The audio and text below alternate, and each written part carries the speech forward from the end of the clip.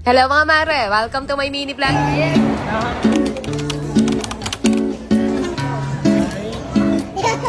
Magandang araw mga mare! For today's vlog, pupunta kami sa SM City, Batangas para bumili ng black shoes nitong batang maliit na susuotin niya sa school. Hintayin muna kasi talaga namin na matapos niya yung first week of school bago kami mamili ng mga gamit niya, mag-order ng mga uniform para syempre, hindi naman masayang kung sakaling mag-back out na naman tong batuta na to.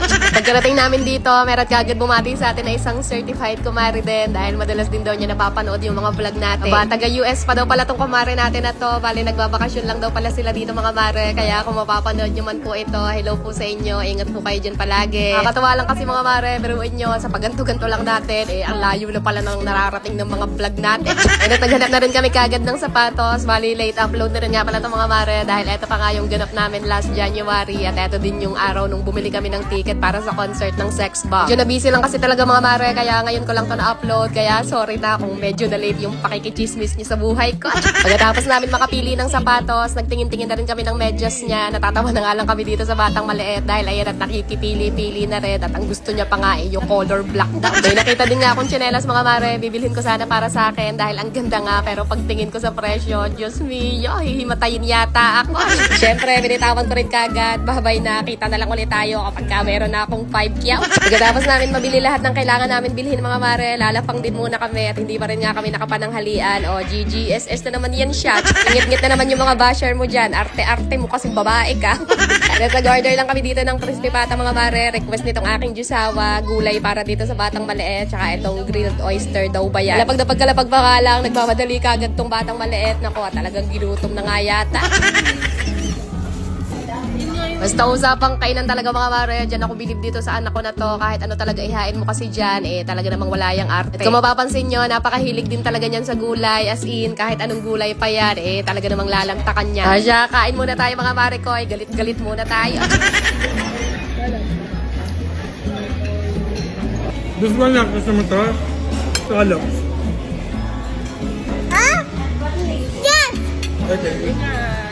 Ito kasi yung batang maliit mga mare, bini-LW ko yan since nung 6 months pa lang siya, kaya ang galing-galing niya na talaga kumain mag-isa. Mga hindi nakakaalam, yung BLW po is para siyang yung hahayaan mo lang kumain mag-isa yung anak mo. Medyo tiyagaan lang din talaga kapag ka magpapa-BLW kayo dahil kumakain nga lang sila mag-isa, kaya makalat, maraming natatapon, may mga point pa na halos buong katawan niya, natatapunan din ng pagkain. Marami naman siyang magagandang benefits mga mare, tulad ngayon, ayan, kita niyo naman, napakagana niya kumain palagi. Kagandahan din kasi doon, matatansya din nila kung gaano karami lang yung kaya nila kainin, kaya hindi rin sila ma-overeating.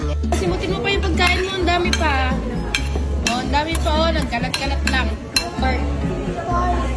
At baka lang matanong nyo, bakit hindi namin kasama si ate tsaka si kuya ngayon. Ako, si kuya po, meron siyang tinatapos na project para sa school. Tapos si ate naman, ayaw talaga sumama. At totoo talaga yung palagi nila sinasabi na habang maliit pa yung mga anak mo, habang ikaw pa yung gusto nila palagi kasama, sulitin mo na talaga bawat oras. Dahil sobrang totoo talaga na darating yung time na magbibinata na sila, magdadalaga, at magkakaroon na rin sila ng sarili nilang desisyon. May mga time pa rin naman mga mare na sumasama pa rin naman sila sa amin, pero may mga time din na kapag ka talagang ayaw nila, hindi na rin namin pinipili. Magpapababa lang din muna kami ng kinain mga mare, kaya dumiretso lang din muna kami dito sa Kidsuna at nang bumababa din yung mga kinain namin. Hirap din naman kasi bumiyahe ng busog na busog mga mare at baka matachi pa kami sa biyahe, kaya pinaglaro-laro lang din muna namin dito tong batang maliit. Bihirang-bihira na lang din kasi kami makalabas mga mare, simula nga nung lumipat na kami dito sa Batangas dahil medyo may kalayuan nga kami dito sa mall. Wala kasi dun sa bahay namin hanggang dito nga sa SM City Batangas, 1.5 hours lang naman yung biyahe namin, kaya sinusulit na talaga namin kapag ka nga nagagawi kami dito. Maya-maya nga mga mare, bigla akong napa-emote dito sa sulok, hindi dahil sa hindi namin kasama si ate at kuya ngayon, kundi dahil dito sa ticket na nabili namin para sa concert ng Sex Bomb.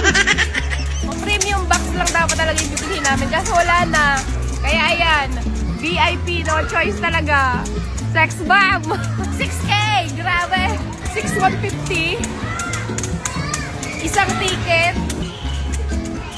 Ang mahal. Mabuntong hininga na lang talaga ako dyan mga mare dahil syempre hindi pa naman talaga tayo ganun kayayamanin at para sa akin medyo mabigat-bigat pa rin talaga yung 6K. Pero nung nakapunta naman na kami sa concert, napasabi na lang talaga ako na sulit na sulit naman pala lahat ng binayad namin sa ticket, as in yung experience, yung saya, yung mga naranasan namin doon, grabe, hindi ko talaga makakalimutan. Alam niyo yon, yung tipong hindi ko siya ipagpapalit kahit doon sa tagpa 5K na chinelas kanina. Dahil nga mga mare, at bagsak na bagsak tong batuta sa sobrang tindi ng ipinag nagharot kanina na para bang tropa mo lang na nanggaling sa inuman. Siya, tayo na lang muna ulit ang aking pinaka-latest chismis sa inyo mga Marikoy. See you again sa susunod nating vlog. Thank you so much for watching. Good night na muna. Tayo lang muna ulit for today.